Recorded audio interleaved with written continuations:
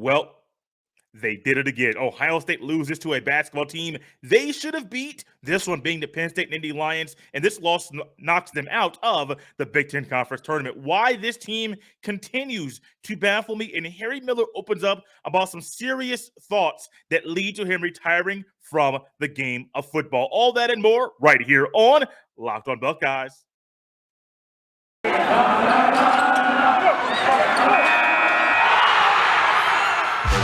You are Locked on Buckeyes, your daily podcast on the Ohio State Buckeyes.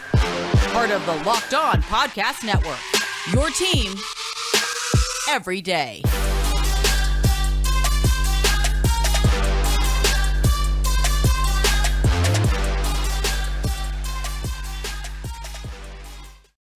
What is up, Buckeye fans? Welcome back to another episode of Locked on Buckeyes for the Locked on Podcast Network. I'm your host, Jay Stevens, also the host of the Jay Stevens Podcast. It is a Friday, March the 11th in the year 2022. And on this Feel Good Friday, I want to thank you for making Locked on Buckeyes your first listen of every single day.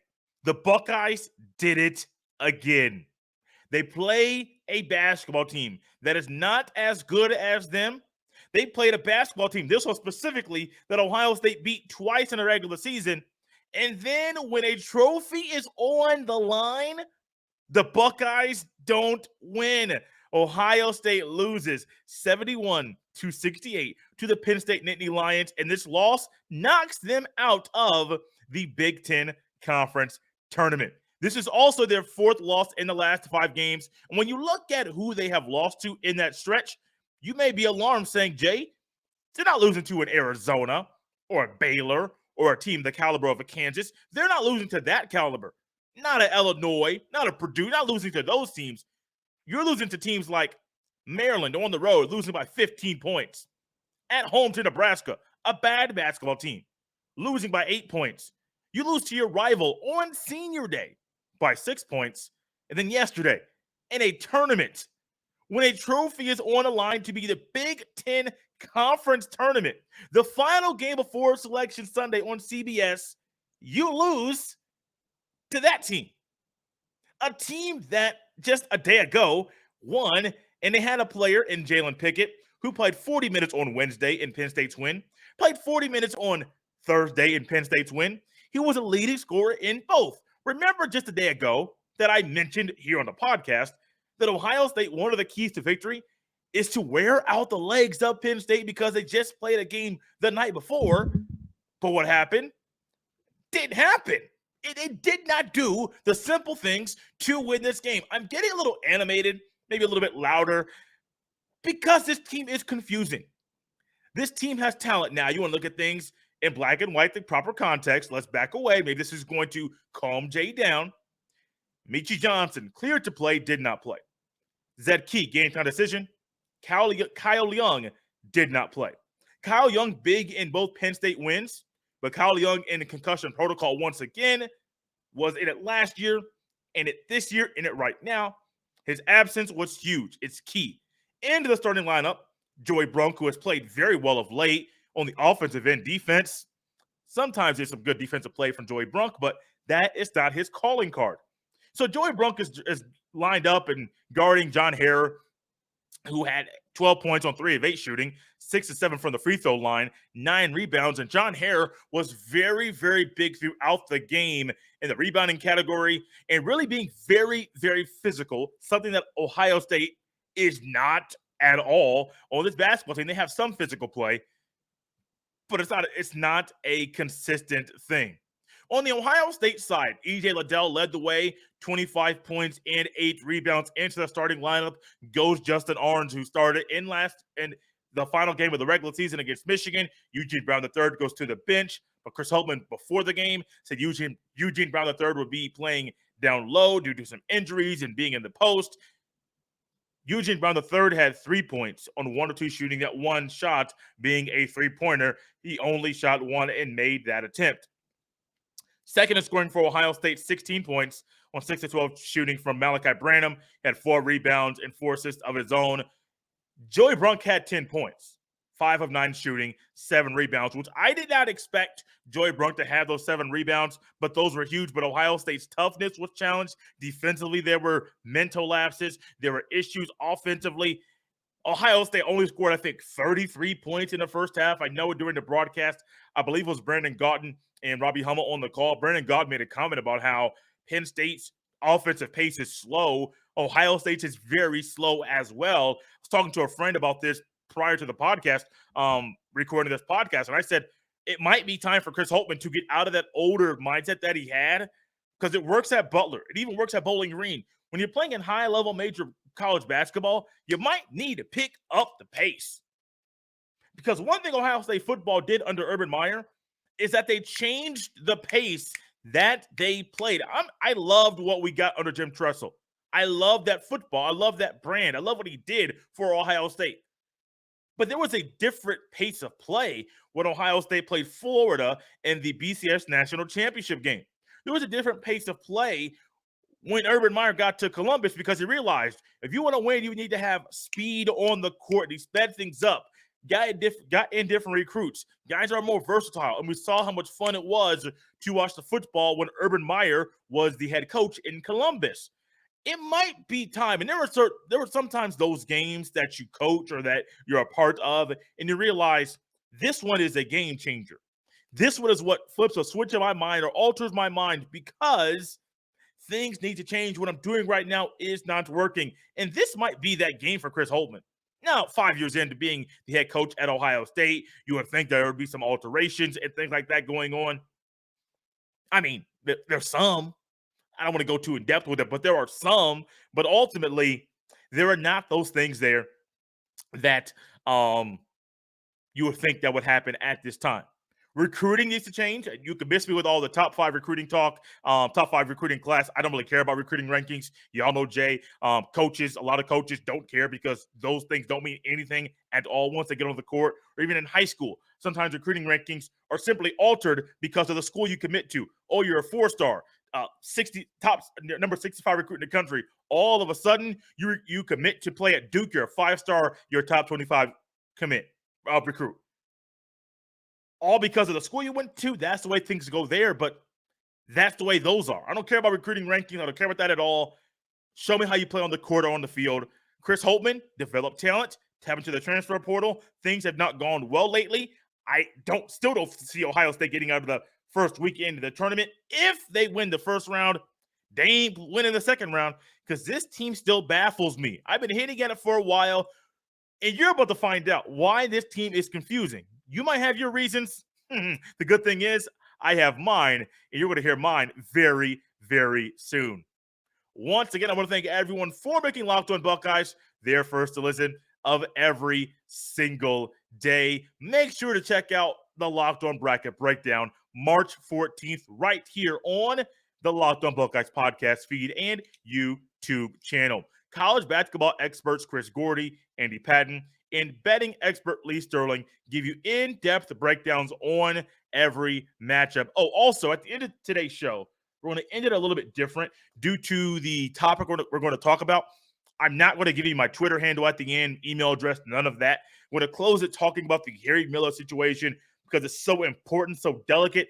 I don't want to change the tune in the mood of the conversation to kind of get a few ads in and promote some things. No, that's not going to happen at the end. We're devoting the rest of the podcast final segment to Harry Miller and closing with that. There are certain things in life that confuse me. Gas prices right now, I just drove by a gas station today, and gas was $4.25. Luckily, there's a positive. It hasn't gone up since I saw it at that price on Monday. Now, this is in Indianapolis, Indiana, to be exact. And so maybe where you live in your local area, you may say, Jay, gas went from $4.19 to $4.39. I saw that on one of my friends on Facebook. They're in Tampa, Florida. Gas went from $4.19 to $4.39. You may be somewhere and you may be like, yeah, I live in Cali, man. Gas is over $6 a gallon. Okay, sucks. Absolutely atrocious how things are going right now via the gas prices. However, it's a positive, at least where I am, that the gas has not gone up.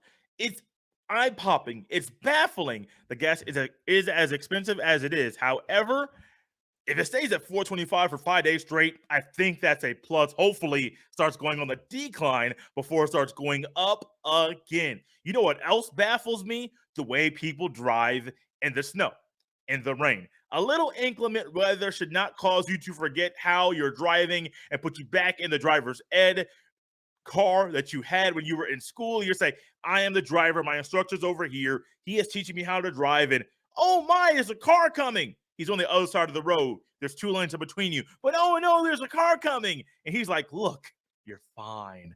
Calm down. Things will be a-okay. And this basketball team, the more I watch them play, they baffle me. Because even with the injuries that they have, this basketball team is talented. Joey Brunk can play good basketball. Yes, he's not perfect and he has his own issues and he's working on his left hand. I've seen it in warm-ups. It's not pretty. Doesn't go in all the time, but he's working on getting better. You have to give that to him. He's working on getting better. Malachi Branham, Big Ten Freshman of the Year. His points per game average increased in every game, every month he played in the Big Ten in his freshman year, not just Big Ten schedule, but in his freshman year. E.J. Liddell, future lottery pick. Yes, I do believe Liddell's going to be a lottery pick in the upcoming NBA draft. Justin Arns, a sharpshooter, hasn't been sharp all the time, but that boy, when he gets on a roll, it's clicking, and you love the results. Cedric Russell, talented. Eugene Brown III, talented. But you know what doesn't take a lot of talent? You know what doesn't take a lot for you to do? Yes, some things on the basketball court take a God-given ability, God-given blessed attributes and skill set that you have. But it don't take much to use some energy. It don't take much to put a little effort into it. It doesn't take much at all. And when I watch this basketball team play, there is an energy and an effort that's lacking. Not just in the final minutes, not just in the beginning of the game, but throughout numerous portions of the game. There's a certain level of energy, a certain level of effort that is missing from this team. It's not good. I don't care what your recruiting ranking is. I don't care if you're going to the NBA or not. You're on a basketball court. Wearing Ohio State on your chest, you're representing the great Ohio State University, the world famous Ohio State Buckeyes, as Gus Johnson says. Now, that's during a football game, but it's still world famous in front of it. And if you hear Ohio State Buckeyes, you're on the other side of the world, you might think world famous because I know about them. I know what they do. I know how good they are. Maybe they may know only about the football team, but it's still world famous Ohio State Buckeyes. It doesn't take much. I don't care who you put on the court. A lot of people rip Chris Holtmann for in-game decisions, lack of in-game decisions, multiple starting lineups. You may knock him for lack of developing a player or his lack of using of the transfer portal. But Chris Holtmann, no matter how much he motivates players, pushes players, yells at players, cusses at players, it don't matter what he does. He should not have to motivate you to use the proper energy and effort on the basketball court. That's one thing that irks me. You have the privilege and the honor and the ability to wear the Ohio State Buckeye basketball jersey in the Big Ten Conference, Division I collegiate level, a level that so many people would love to play at. People that are 8, 9, 10 years old right now are working to play Division I basketball. And they don't care if they go to Ball State, if they go to Ohio, Miami of Ohio, or if they go to Ohio State. They don't care if they go to Dayton. It don't matter. They want to play Division I basketball. Or then to make it better, you're playing high major level Division I basketball, which is completely different than the mid-major level. Want to watch Ivy League basketball versus Big Ten basketball? You're going to see a little bit of different play. Not just because those kids are really smart, but because the talent gap between Ivy League and Big Ten is pretty hefty. It's pretty large. It's just be honest with you, it's pretty large. But you know, when I look at the hustle stats, we're going back to this game just the other day. We'll look at the hustle stats here. Penn State committed 6 turnovers. Ohio State only had 5 points off of those turnovers. Ohio State had 6 offensive rebounds. Now, when you compare that to Penn State, who also had 6 offensive rebounds, that's okay. But Ohio State only had 28 rebounds in this game. Not good. Not good at all. You should have 30 plus. Now, granted, the size is there. The size is lacking. The physicality is lacking. You have no Zed Key, no Kyle Young, who are big on the boards. You have Joy Brunk, who played up big, 7 rebounds, second on the team in rebounds, which is huge for him. He's showing that he's getting better and being more of a big piece of this team. But here's where things get alarming to me. 9 bench points. Now, granted, Cedric Russell played 29 minutes, 6 points. Eugene Brown III played 13 minutes, 3 points. Jimmy Sotos played 6 minutes, 0 points. Sotos doesn't always get the ball either. Doesn't always get the opportunity to shoot. So you have to take that into account. Eugene Brown III is not known for his shooting. Take that into account. Said Russell, known for being able to put the ball in the basket. 2 for 5, 2 threes. I think he could have done a little bit more, but taking who's on the court with him, I understand it. But 9 bench points is not going to win you many games in the Big Ten Conference Tournament. But here's where things are not good for me. Here's where things annoy me. 2 categories. Hustle stats. Ohio State had 14 points in the paint. Penn State had 32. 14 points in the paint. Ohio State, oh my goodness. I've seen this numerous times. I'm only laughing because it's comical, baffling, and weird to realize that Ohio State had a goose egg in the fast break points category. 0. Talking about energy and effort. You get the ball, go to the other end of the court. Now, maybe Penn State is able to wall up and stop ball. But at some point, you're getting absolutely 0 fast break points. Come on, guys. Come on. The energy and effort that needs to be there is not there. I don't know why I'm using my hands like this, a little animated. This team confuses me. They baffle me. They want to go deeper than anybody thinks they will in the NCAA tournament. They're already out of the conference tournament. Raise up that energy, raise up that effort on both ends of the court, and you might prove those doubters wrong. So this next little topic here is something that I have not touched on, I don't believe, here with this podcast. I know I have in other podcasts, in the Jay Stevens podcast, sometimes ventures outside of sports with things that are more important than a ball going through a hoop, or CJ Stroud throwing a touchdown, or whatever Justin Fields is doing for the Bears. There are things that are deeper than sports. In the Jay Stevens podcast, there have been times I've talked about race, things in our country, talked about people that may have gone through suicide and had suicidal thoughts. And so I do that there, and this is going to be something that's going to be different here because it's pertinent to this team. Harry Miller yesterday announced that he is medically, I'm going to read it word for word for you. I'm not even going to butcher what his words are. I'm going to read a little bit of what he put on the Twitter. Harry Miller put a statement. It was, I believe, a cut and paste from his words, notes app at his phone. First line of it says, quote, "I am medically retiring," end quote. So I'm thinking that Harry Miller's going to open up about some injury, a knee injury or an ankle injury or a back injury that the doctor says you're not going to be medically cleared to play football. But that's not the case. We're going to go on to read a little bit further. Things get really, really, really interesting and eye-opening. We can learn some things from Harry Miller. The third paragraph says, "Prior to the season last year, I told Coach Day of my intention to kill myself. He immediately had me in touch with Dr. Candace and Dr. Norman, and I received the support I needed. After a few weeks, I tried my luck at football once again with scars on my wrists and throat."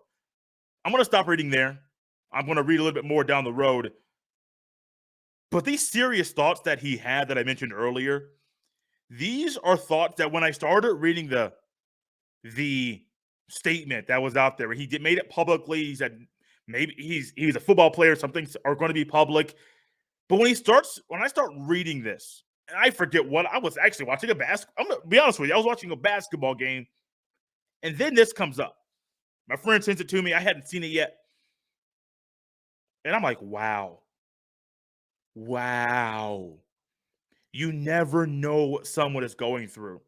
You never know what the person to your right, to your left, that customer service rep that's had you on hold for an hour, that's simply just doing their job, that you are getting frustrated at. You think you would need to curse at them because of the way that the link that you have been on hold. You have no idea what that person is going through. You don't know their personal life. You don't know what they're seeing on the social media. You have no idea. And I personally, without Harry Miller opening up about this very situation, of course, I'm going to be cordial to him. I'm going to be nice to him. I'm going to be someone that he can talk to and have a real life conversation with. If he wants to have that with me, that's perfectly fine. But if he doesn't, I get it. But I'm not a person that's going to be mean, rude, crude to people. No, I like to have fun. I like to joke around. That's what I am. But the older I get, I try to be more sensitive to people and the things that they are going through. Think about what EJ Liddell went through last year when people slid into his DMs and were saying harsh, rude, crude things. He eventually got the authorities involved to kind of tackle and handle some of the things that were going on with him and some of the threats that were coming his way. Think about what people said about CJ Stroud and him being and the way that he opened his collegiate career as the starting quarterback at the Ohio State University. Let's go a little bit deeper. Think about some of the things y'all have said about Chris Holtmann. Think about some of the things y'all have said about the Bears organization and the way that they handled Justin Fields last year. I am not saying you specifically, but I know there have been people that possibly out there have been saying harsh things about the people I mentioned or anybody out there that's a part of Ohio State, maybe even people you see every day at work. You have no idea what people are going through. None whatsoever. And one of the best things about this situation is that Ryan Day didn't waste any time. Well, one, Harry Miller went to Coach Day and said his intention and the suicidal thoughts that he had. That takes courage. Because if you're in that situation, if you're in that moment, if you're in that mold in your mind, and you're saying, well, I got this problem, but I don't know who I need to talk to. Should I go to my mom? Should I go to my dad? Should I go to my parents? Should I go to my coach? Who should I go to? Ultimately, he goes to Ryan Day. And Ryan Day immediately takes charge, takes action, and begins a path to get help and seek out help for a member of the football team. That's huge. The step by Harry Miller is huge. The approach for Ryan Day, the action taken by Ryan Day is huge. It's absolutely huge. I love that Ryan Day did that. I love that Harry Miller, in the midst of these battles, in the midst of the box cutter that he mentioned and he used to cut himself, he is doing these things here. And I love there's a comfort level with his head football coach that allows him the comfort to go to said coach to get the help that he needs. I'm going to read a little bit more. We're going to get a little bit more insight into Harry Miller, into what he thought. This is coming right from what he said, put there on the Twitter. Not reading the entire thing, only a couple, 2 or 3 sentences. Quote, at that time, I would rather be dead than a coward. I'd rather be nothing at all than have to explain everything that was wrong. I was planning on being reduced to my initials on a sticker on the back of a helmet. End quote. I'm not going to read anymore. If you want to see it, it's on his Twitter page. It's still up there. I clicked on it today. It's what I'm reading from right now. I believe just type in Harry Miller on Twitter at H_Miller76. If you want to read it, if you want to reply, positive things. Say those things if you want to reply. I did not reply. I didn't. But I'm just amazed. One, the courage it took, a man that's battling so many things in his mind. Not sure. Maybe they're coming from things on the football field. Maybe they're coming from things outside of sports. Maybe it's just coming from the struggles that happen on the football field. And he's saying, man, I don't know how to handle what's going on. I don't know. And this is the only way I know how to take care and try to ease the pain. It's unfortunate that those thoughts were there. But the best thing about this story is he leaves at the end of this post a phone number you can call. And he says, hey, there's help. There is help always. He leaves a phone number you can call and a name and people you can talk to seek help, to get help if you are battling with suicidal thoughts, if you're battling with different thoughts that just seem abnormal and your mood is down and you're thinking things, hurtful things, harmful things that you've never thought before, even before it gets there. A lot of jobs have free counseling, or some jobs have free counseling. If you need a therapist, there's places out there you could get that. Get the help you need. There's help out there. There's people that want to help you. Get the help you need. A little bit different way to end the show, but I believe we can learn a lesson from Harry Miller. Be careful how we treat people. You never know what they're going through. And if someone comes to you seeking help when they're hurting, instantly be ready to help them and know they're coming to you because they believe you care and they believe you can help them. Guys, Feel Good Friday. Not the way we want to end a show, but it's important we end it on that note because Harry Miller not only opened up about his struggles, but also showed us how he got help and provided a way for us to get help if we have struggles in the same way or ways that he has. If you want to, I wasn't planning on doing this. If you want to message me about anything, any struggle you may have, I personally don't mind. Personal email address, jstevens317@gmail.com. It'll stay between us. Just between you and I, if you ever want to talk about anything positive, it doesn't really matter. I am open. DMs are open on Twitter at jstevens07. Feel free to reach out to me, and I will gladly be there to help you talk things through, talk things out. And if there's help that's needed in anything, I'll try my best to help you in that way.